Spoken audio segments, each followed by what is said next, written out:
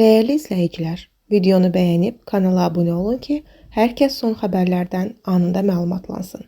Paytaxtda avtomobil qəzası baş verib. Xəbər verilir ki, yolda hərəkətdə olan sürücü mobil telefondan istifadə edərkən qəza törədib. Bu barədə Nəqliyyatın İntellektual İdarəetmə Mərkəzi sosial şəbəkədə məlumat yayıb. Qeyd edilib ki, hərəkət zamanı 1 saniyə diqqətin yoldan yayılması ölüm və xəsarətlə nəticələnən hadisəyə zəmin yaradır. Diqqət yayındısa, qəza baş verə bilər. Sükan arxasında telefondan və ya digər diqqət yayındıran vasitələrdən istifadə etmək təhlükəlidir deyə sürücülərə çağırış da edilib.